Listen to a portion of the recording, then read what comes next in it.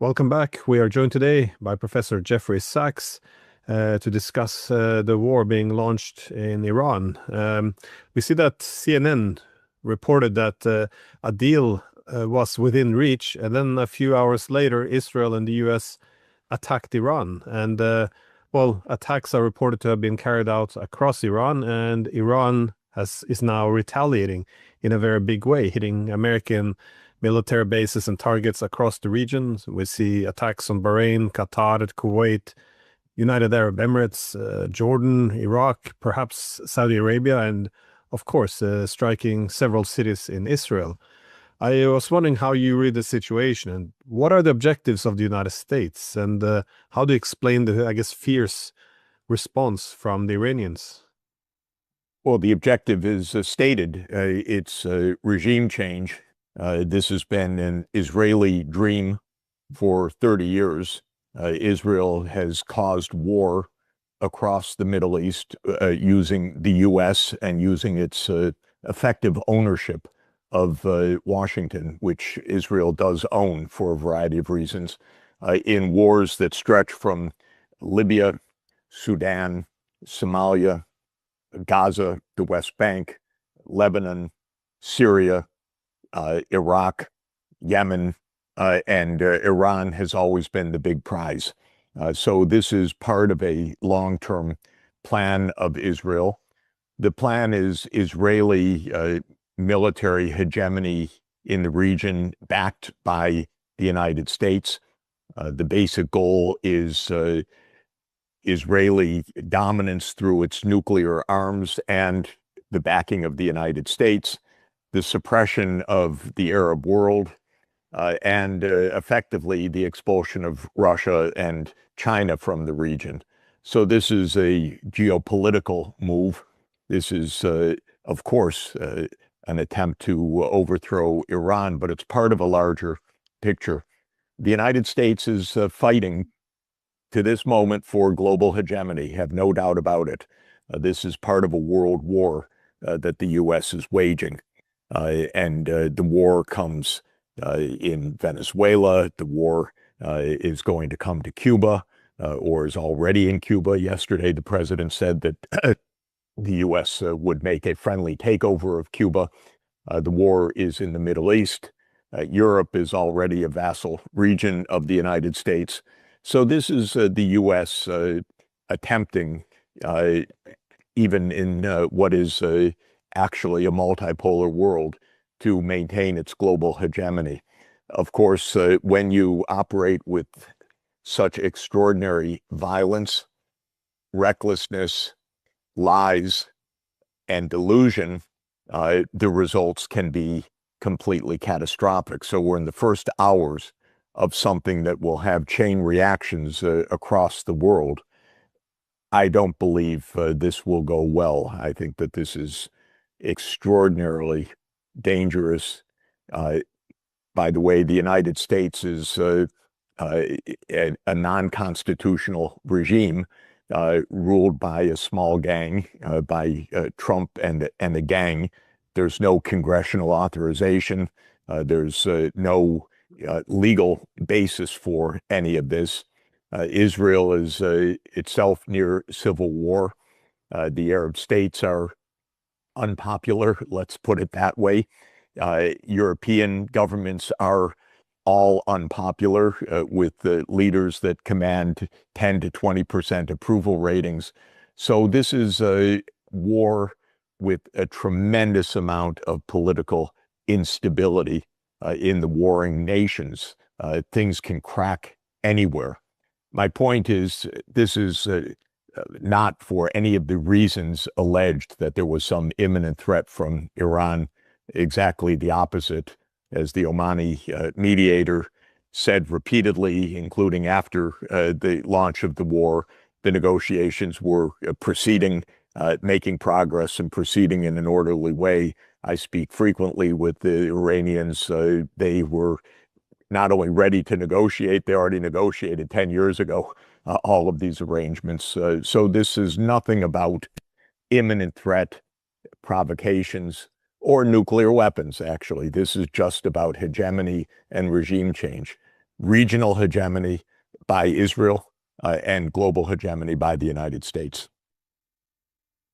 Yes, all these comments about Iran in threat nuclear weapons helping protesters, freedom. You probably saw Trump's war speech this morning. Yes. It's quite extraordinary because it does say a lot about what Marco Rubio spoke recently about the need to restore the dominance of the West. And I think you're spot on. There's a lot of uncertainty and insecurity at the moment with relative decline.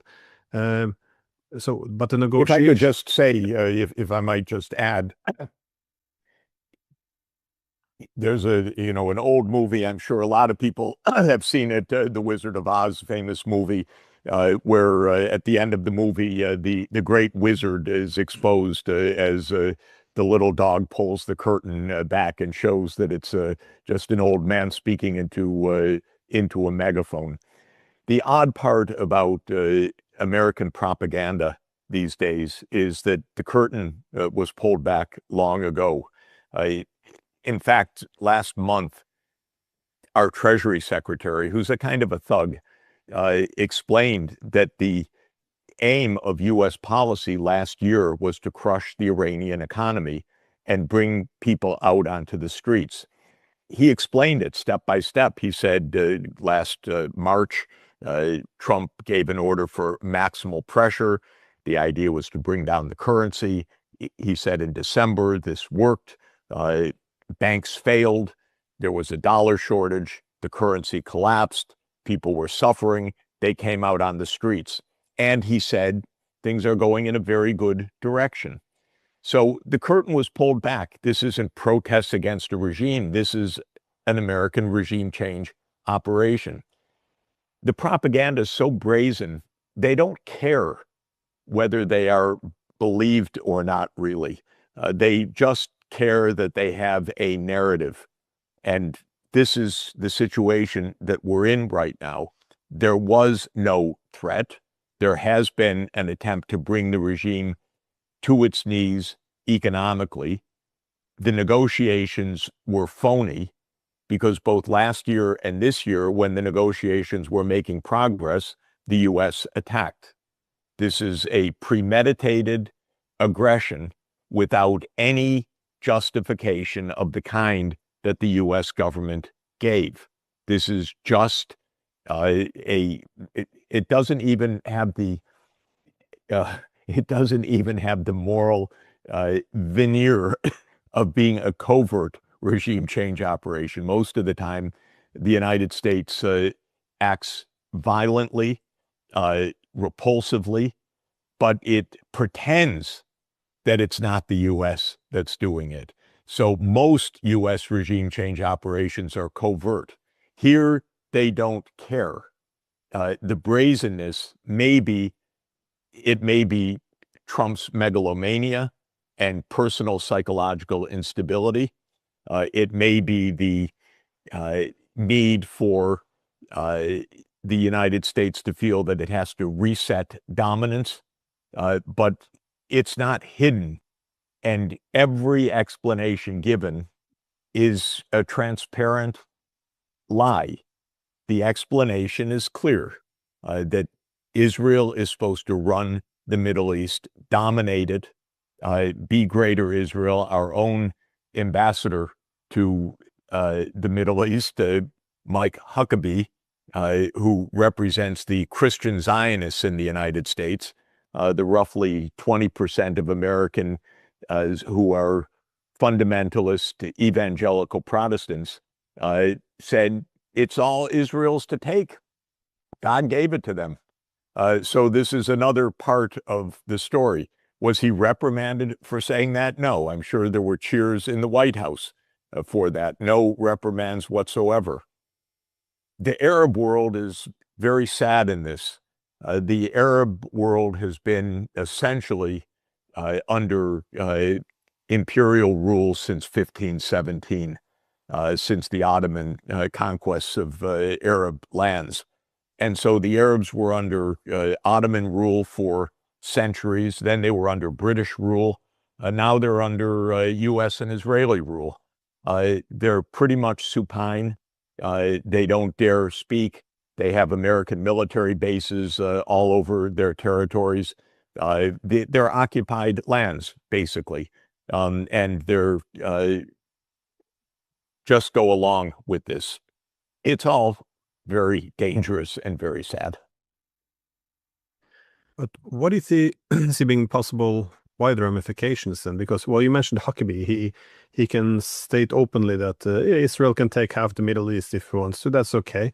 I mean, this is a country that's essentially the security provider for all these countries, which are now threatened by that same power.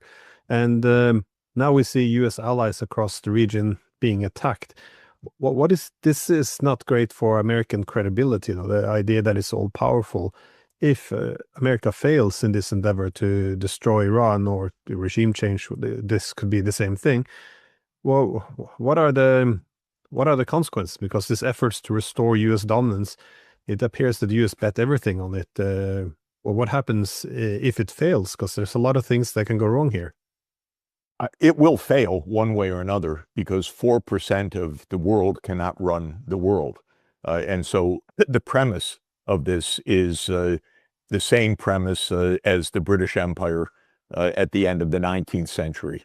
I recently read a speech given by Joseph Chamberlain, who was head of the Colonial Office in 1897, saying that Britain would dominate the world as far as the eye can see. And of course, 50 years later, there was no British Empire anymore. This will happen with the United States. This is an end game. It's not a true assertion of global hegemony, but it's the same arrogance today. And generally, these wars, and this has a very good chance of becoming a world war in effect. God help us if it turns nuclear, because that's the end of the world. But a world war, by some accounts, it's already happening because there are interconnected wars in all regions of the world right now where the United States is meddling. But again, the U.S. cannot run the world. It has neither the economic nor technological nor military dominance to do that, nor does the rest of the world want to be run by the United States. There's no way that the United States can impose a stable pro-US regime in Iran. It's not possible. We're not in 1953 when the MI6 and CIA did that and imposed a police state in Iran. This will not happen. Iran internally, its own civil society, whether they back the current government or not, doesn't matter. This is a country of 100 million people, a 5,000-year history, and it's not going to be run by the United States or Israel with no boots on the ground, by a proxy from thousands of miles away. So the U.S. has stepped into shit today, if I could put it bluntly, and we don't know what will transpire. Maybe they'll kill a lot of people in the next few days and declare a great success. Reportedly, they've killed 40 schoolgirls already in a bombing outside of Tehran. But there's no way that it can actually achieve strategic objectives in the long term. The United States itself is not stable enough to achieve that. Trump is a highly unpopular figure, of course, a profoundly deep, polarizing figure. His approval rating will fall for sure in the coming months, though sometimes with an attack it blips up. I don't even think that will happen here because the American public was steadfastly against this. We're entering our own elections in November that Trump may try to subvert because he is openly talking about federalizing or nationalizing the elections, which would mean massive fraud. So this is a very unstable and a trigger or a fuse, to say it better, a fuse was lit that will have consequences of war in many regions of the world. think of also Pakistan, uh, a nuclear power in open war with Afghanistan right now. What does that mean? Where did that come from? What is the U.S. role in this? I would suspect the U.S. role is quite real in this, in fact. So I think that there is a lot that is very destabilizing in this, and the idea that this is a 12-day war and a new Iranian regime comes in that loves Israel and the United States is a fantasy. How do you view the response by America's allies? Because only short time ago, we saw the Prime Minister of Canada, Carney, say that the rules-based order was always a bit of a fraud. That is, we have several set of rules, and we seem to apply whatever we want. Uh, Essentially growing a spine to stand up to the U.S. Not so much anymore. He seems to be all on board with this war. We have the European Union, they've been tweeting out nothing that can even be interpreted as a criticism of the United States, not one critical comment. So how, and this is again after the US is also has its eyes set on the EU territory. How do you make sense of this? Why is this just pure obedience, or is this hatred for Iran, or where are the principles? Where's the rules? Where's the international law? This was supposed to be the benefit. We're told after the Cold War about the hegemony of the West. That is where we're gonna have international rules, principles, values elevated above brutal power politics. Yet here we are. This not one critical comment. No, I haven't seen a critical comment yet. Kaya Kallas exposes uh, Brussels again as almost fascistic, by the way. The attack is on Iran, not on the United States for launching a premeditated aggression. Not a word about that. Carney, frankly, shocks me today. Extremely disappointing. Of course, I've only read one statement. I don't know the full context, but from what I read, at least, Carney backed the United States. Australia backed the United States. Now, I think what is true is that if you add up the populations of the United States and Canada and Britain and European Union and Australia, we can do it 380, 450, another 450, 900. It's maybe 1 billion people that you reach in the count of the white person's world, if I could put it that way, the Western world, which is all enthusiastic in its attack on Iran today. That's about 12.5% of the world population. So we hear that because this is our Western world. The Western world dominates the media, especially the English language media. But I don't think that it is at all representative of the world opinion, but it is shocking. It is the basic idea of the United States that Europe is a vassal region and doesn't have to be worried about. And van der Leyen and Kallas are vassals. They're useless spokespeople for U.S. interests. Canada had shown a glimmer of independence, but apparently it lost that again today. Australia, it doesn't surprise me. This is part of the British world, and that really doesn't surprise me. There's a lot of anti-Muslim hatred.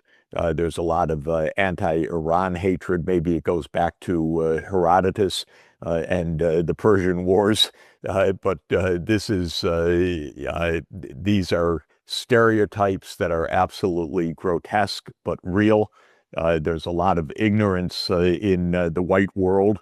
about the rest of the world. And that's what we're seeing right now. There's also a very strong Zionist hold over these governments. These governments are suborned by Israel. They're blackmailed by Israel. They're bribed by Israel. They have weapon systems and intelligence activities with Israel. They use Pegasus and other spy materials. So there's a military-industrial alliance that is at work here that's also very powerful, in which Israel is actually a protagonist, not just another member of the U.S. hegemonic club. So part of this is pro-Israel, and it's the domestic politics. When Trump gave his State of the Union speech, there was one standing ovation in the Congress, and that's when he talked about how evil Iran was. The U.S. Congress is owned and operated by the Zionist lobby. That's not an exaggeration. That's just a literal fact. Every congressman can explain it to you. If they deviate from the lobby, they will face retribution. They will face primary opponents. They will face vilification. If they go with the Israel lobby, they get treats and trips and benefits and campaign contributions and the like. And so this is and it's linked to the CIA, Mossad, and the military-industrial complex, which is pervasively powerful. It runs the United States, actually. We don't have a democratic constitutional system. We have a military-industrial complex, which runs American foreign policy in the world. And that's deeply integrated with Israel in this. So this is another reason for what we're observing right now. But the shock that you get a brazen, premeditated, extraordinarily violent and vulgar attack on Iran, and Europe jumps up and says, right on, and Canada and Australia, and I'm sure a few others, shows the kind of world that we're in right now. There is apparently no principle, and Trump also wants to prove that this is the world of gangsters, and he wants to be gangster number one. So how severe is it? I mean, you say internationally, obviously this could set the whole world on fire, given that this impacts every corner of the world, it seems. But what will it do within the United States as well? There's already a division between the MAGA crowd who don't like that Israel is put before America, so Israel first instead of America first. I guess a failed and humiliating war in Iran would definitely play into this. Even a successful one would, but it would be very difficult to absorb a failure, it seems. And but on the international level, could this spiral out of control into World War III? How? I mean, it's too early, of course. The war only began a few hours ago. But what are the possible pathways you see here? The theory is that Iran will be decapitated. The massive attacks will subdue Iran in a short order, and all will be quiet soon. Trump will declare a triumph. He will be a hero, and things will go on. That's the U.S. View. It's possible.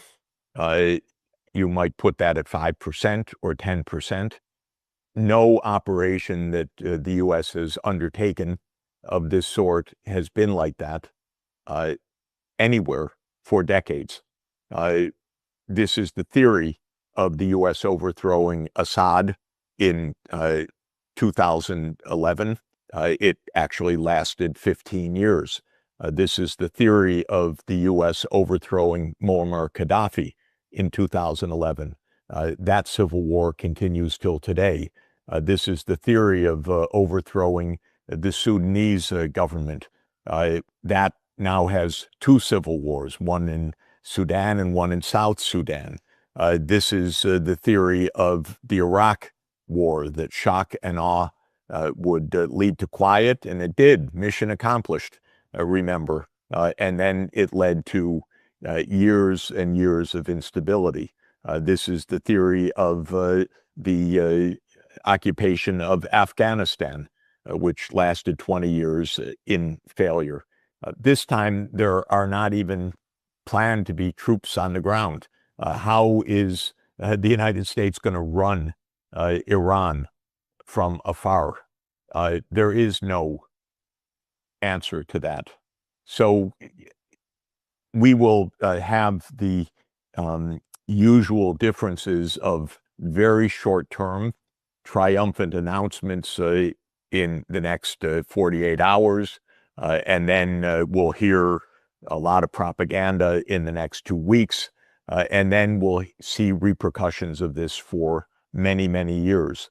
The repercussions, I think, are bound to be destabilizing.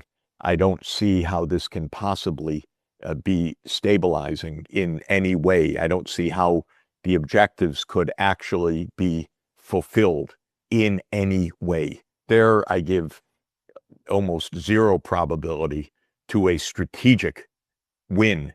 Again, the strategic win from a U.S. point of view and an Israel point of view would be installing a new Shah of Iran, a new police state in Iran, as was installed between 1953 and 1979. But I think the chance of that is zero. All this talk about freedom and democracy, given that we just installed Jolani and his ISIS henchmen in Syria, it's not very But I think we should be very clear. There's not even a pretense about democracy. This has nothing to do with democracy. We don't have it in the United States. We don't have it in Israel. We don't have it really in the Western world anymore. We have some trappings of democracy, but we've already become militarized states. And in the United States, this is certainly true. Our system of government is constitutional. It says Congress has the power to declare war. We just had a war declared by one person in the middle of the night against public opinion. So we are not a democracy. We have trappings of that. But so too did the Roman Empire. They still had senators in togas, but it was an empire, and it was not a republic. And so this is the reality that we're in right now. But by the way, this is not a stable imperium in the United States. It's very unstable, and the divisions internally are very large. So again, the time horizon is critical here. What happens in days or weeks can be very different from what happens over the course of a few years. But Trump lit a fuse which is completely explosive, and it will explode in many places in the world. And it's not going to come back to stability in a day or a month, no matter what happens in the very short term. Trump lit a fuse that will absolutely end with the end of the U.S. as it is right now in its hegemony. And I think probably eventually the end of Israel as it is also within the next decade or two. This is an explosion that was set off today that is very big and is not going to be put down in some quick decapitation strike in a regime change operation. Yeah, I was on Judge Napolitano last night, and he was asking me whether or not I think the war would happen, and I said there were strong arguments for why it would happen, because the U.S. sent too many assets to be just simply pulled back. There had been too much chest beating to simply pull back, and of course Israel wouldn't permit a peace which would allow Iran to essentially have the pressure removed. But on the other hand, I was making the point that the case for peace would be that there's no pathway here. It's too crazy. There's no strategy, no story you can tell how this is going to be a success. Essentially, it would predictably set the world on fire, and this was my argument for why perhaps this war might not happen. But Yeah, I guess I was wrong on this. That well, that it did happen, but You and I, it does make and it does make any sense. That's why I had a hard time believing you would actually go through with this. I mean, you and I, and people who think with reason and consequences would say, no, this could not exist. When I woke up this morning in New York, I turned on the news. I was dumbfounded the same way. Even with the timing, with the Omani mediator saying late last night, good progress being made. We'll meet in Vienna next week. But I think the war machine in the United States and Israel is extremely powerful. This is a kind of fascism with a different face, but it's very powerful. And when the only president in my whole lifetime that tried to stop it was President Kennedy in 1963, and the CIA killed him after that. And that's one message also to presidents that has lasted since then. This is a war machine. You are a temporary occupant of office, and you just watch yourself.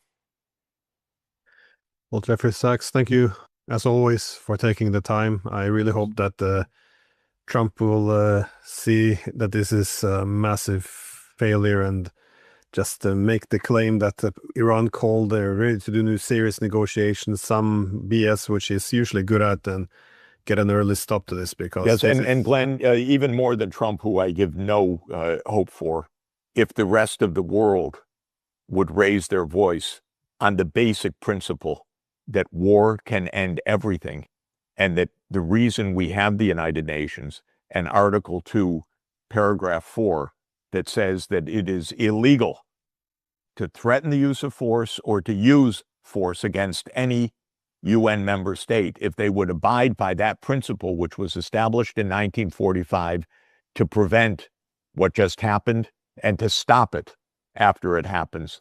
This is our hope. The hope is not Trump. The hope is not Netanyahu. The hope is not from inside the United States. The hope is that most of the world, maybe not the vassal states of the United States, but most of the world will say this is completely outrageous, dangerous, and illegal. This is, I know it seems like a vain hope, but it's the one that I think is the only path right now to getting this turned off. well, don't expect a peep from the Europeans at I least. know. This is quite new levels of